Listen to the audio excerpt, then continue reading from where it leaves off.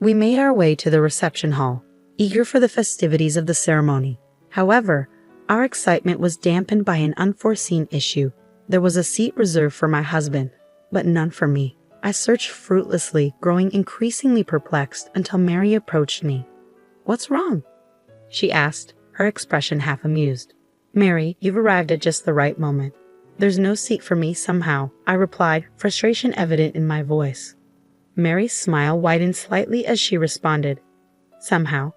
There was never a seat for you in the first place, huh?" I couldn't believe what I was hearing. "What do you mean?" "My name is Sharon, a 34-year-old housewife. Peter and I have been married for 7 years, and while we've never had children, last year I finally gave birth to a precious baby girl. The journey of childbirth was arduous, but holding my daughter for the first time made it all worthwhile. Peter has been a supportive partner, always making it home at a fixed time to help with parenting duties. Here, sis, give this to my niece," my younger brother interjected, appearing once again with gifts for my daughter. Despite his teasing, his affection for her was evident. Noel and I share a close bond, despite the 5-year age gap. We've only had each other since our parents divorced when we were young. Our mother, a hardworking woman who held multiple jobs to support us, passed away from cancer 5 years ago. Her strength and sacrifice have shaped who we are today, and I'm grateful to have shown her myself in my wedding dress. We've always supported each other, I remarked, reflecting on our tight-knit family. Our mother would be proud to see us living happily. As I playfully teased my brother about his lack of weekend plans, he dropped a bombshell. He was considering marrying someone. I was taken aback. I never expected this from my brother. It was entirely out of the blue. "Can I come over next Saturday to introduce her to you and Peter?" he asked. "Of course you can. I'll check Peter's schedule too." "Yeah, thanks," I replied. After my brother left, I felt a rush of emotions. I had always looked after him at home while our mother was working, so our bond felt more like that of a guardian and ward than siblings. The fact that my dear brother would come to tell me about his wedding was a significant moment for me. I couldn't wait for Saturday. Since my husband had the day off, we planned to meet them together. As the day approached, I grew increasingly restless, eager for their arrival. "Sharon, you've been so fidgety lately," Peter remarked. "Noel is bringing his fiancé over, right? It's making me nervous." "Don't worry, Sharon. I doubt Noel is expecting his sister to be nervous," Peter reassured me. As we discussed, the doorbell rang. My brother and his fiancé arrived about 5 minutes later than planned, and my heart began to race.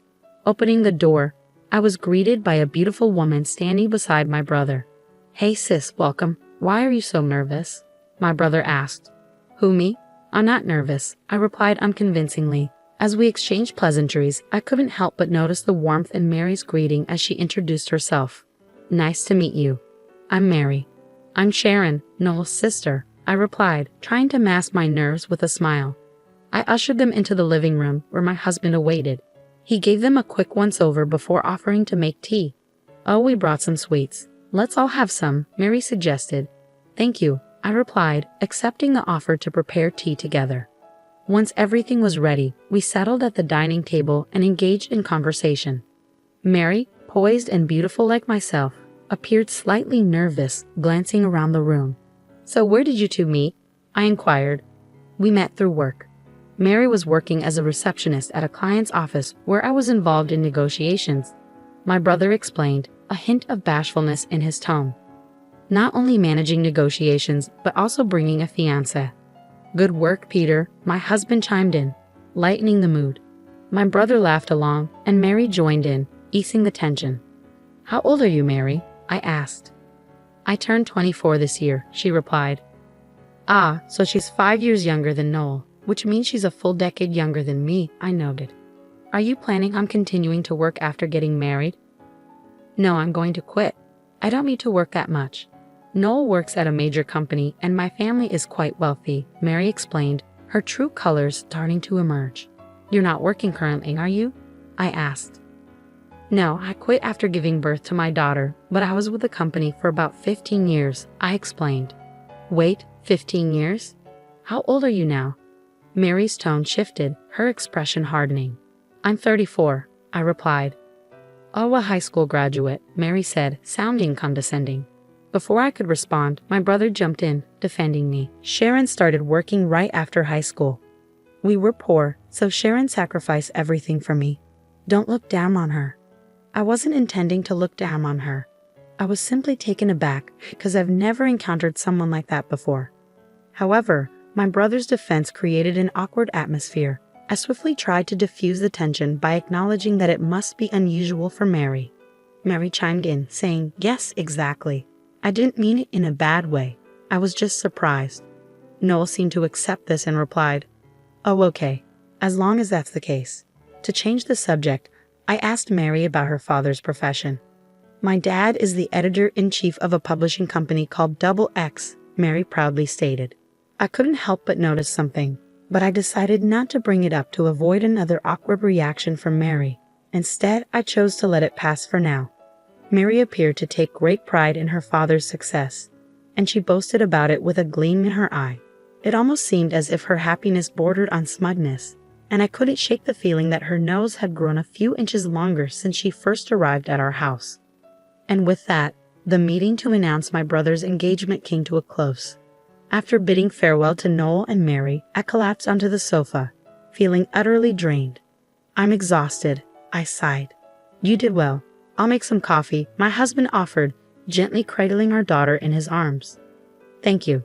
But I wonder if Noel's going to be okay," I mused, watching as my husband carefully laid our daughter in her crib. "Huh? Because Mary seems difficult and she was mocking you?"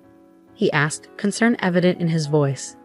"I hope they're okay," I replied, a sense of worry creeping into my thoughts. "Well, Noel did quickly point that out, so maybe that part will be okay," although I expressed my concern, acknowledging that Noel and Mary had grown up in vastly different environments, likely leading to differing values. Despite Noel's success, their diverse backgrounds could potentially lead to misunderstandings. However, I recognized that it was ultimately Noel's life, and he was the one tasked with making decisions. As his sister, all I could do was offer my support and watch over him. Several months later, Noel and Mary unexpectedly visited our house. "What brings you here all of a sudden?" I asked, curious. "We wanted to give this to you today," Noel said, handing over an invitation to their wedding. "Wow, you're finally holding the ceremony. We really want you to come." "Of course I'll be there. It's my dear brother's big day after all," I replied, excitement bubbling within me. But before I could fully relish the moment, Mary interjected, casting doubt on my attendance. "But you don't have any relatives to rely on, and you can't bring your baby to the wedding, can you?" Her concern was evident, but her tone hinted at something more, almost questioning if I would truly attend. "Don't worry about it. We'll leave her with my mother-in-law," I reassured her. Mary's disappointment was palpable as she murmured, "Is that so?" "What's up, Mary? You seem down," Noel observed, sensing the shift in her demeanor. "I'm just tired," Mary replied with a forced laugh. "Yeah, it's been a rush trying to get everything done because our schedules didn't match." To alleviate their burden, I suggested, "Why don't you head home and rest?" "Thanks for the invitation." To be honest, I hesitated to spend more time with Mary, who clearly harbored dislike towards me. However, she was the woman Noel chose, so I bit back my objections about their marriage. On the day of the wedding, my husband and I arrived at the venue. Noel looked so handsome walking with Mary. As someone who had always cared for him like a mother, I couldn't help but feel moved to tears. "Mom, look at how grown Noel is," I whispered in my heart, knowing our late mother must be watching from heaven, likely emotional witnessing the ceremony. Filled with anticipation from the ceremony, we proceeded to the reception hall. Yet an unexpected problem arose. There was no seat for me. Despite my repeated searches, I couldn't find one. I had to approach the venue staff for assistance. Even after their check, they confirmed there was no seat reserved for me. "Isn't it strange that the groom's sister's husband has a seat, but the groom's sister doesn't?" my husband inquired. The staff presented the seating chart provided by Mary and Noel. Just then, Mary approached us. "What's going on?" she asked. "Good timing, Mary. There seems to be a mistake, and I don't have a seat," I explained. Mary laughed dismissively. "A mistake? There's no way. We didn't prepare a seat for you from the start." I couldn't believe what I was hearing. "What do you mean?" I asked, my voice shaking with disbelief. Mary's expression twisted into something sinister. When Noel is with you, he doesn't care about me, and he's spending all his money on his niece," Mary accused. "He buys things for our daughter, but they aren't expensive, and occasionally, that's not the point. Anyway, my happiness is diminished by you. Please leave." With that, Mary glared at me with disdain. I was taken aback by her hostility. How could someone act so horribly based on misunderstandings? I hated the fact that my dear brother was marrying a woman like this. Suddenly, a man rushed towards us, exclaiming, Hey, Mary, what are you doing?" "Huh? Dad, why are you so panicked?" Mary responded. It was Mary's father, who also had connections with me. "You didn't say something rude to this lady, did you?" he demanded. "She's the annoying old hag interfering with my happy marriage," Mary retorted. "What? Apologize right now," her father commanded. Frustrated with their argument, I turned to Mary's father and bluntly stated my intentions. "Editor-in-Chief, I want to conclude my column with this week's issue. I deeply apologize. She was disrespectful." "We'll do anything. Please don't quit," he pleaded, realizing the gravity of the situation. Seeing her father apologize profusely, Mary was left in shock. Despite this incident, I found solace in my recent popularity. After successfully losing weight, I had been writing about beauty and self-care on social media.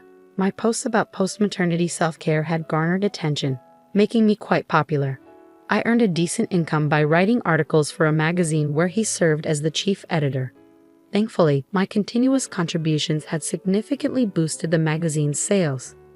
Little did I know that Sharon's younger brother was my daughter's fiancé. "Oh, you didn't come to the family gathering, did you? You said there was no need for just a sister."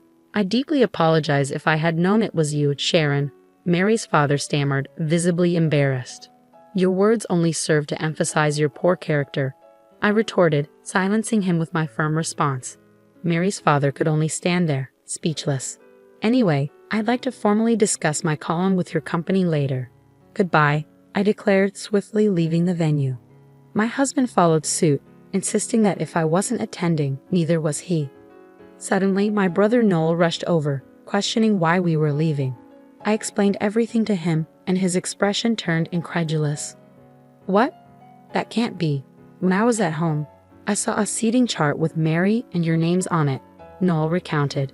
Realizing that Mary had shown a fake seating chart to Noel, his face flushed with anger. He stormed into the reception hall and called off the engagement, stating his reasons. "I can't marry a person who treats my sister so poorly," Noel declared, his voice firm and resolute. It became evident that he wasn't the one spending extravagantly on gifts for his niece. It was Mary who had a penchant for extravagant purchases. This, combined with the lavishness of their wedding, strained their finances. Being unjustly blamed for the financial strain caused by Mary's spending habits was anything but pleasant for Noel. He realized that Mary was at fault for their predicament. Noel explained to the attendees that the event would now be a simple dinner, and then he left. Later, issues regarding the wedding costs arose, but I cooperated with Noel to resolve them. Despite ending up at a disadvantage due to the breakup, it was clear that it was originally Mary's fault. Using my influence, I made a deal with Mary's father. If he agreed to cover all the costs, I would continue my contract. Mary's father agreed, albeit reluctantly, and this allowed Noel to break up with Mary without any repercussions. However, I did report the incident to the publisher. As a result, Mary's father was transferred to a different department, losing his position as the editor-in-chief. Mary was disowned by her father, who blamed her for the entire debacle, and she was forced out of the house. Despite having no access to money, she couldn't shake off her spending habits. It was a consequence of her own actions. Noel assured me, "Next time, I'll find someone who values you as my sister." I replied, "Just find someone who doesn't mistreat others." Mary's abnormal behavior was evident, and I felt relieved that the problem was resolved safely. I hoped Noel would find happiness with someone who truly appreciated him. As I wished for Noel's happiness, I resolved to continue working hard for my husband and daughter at home.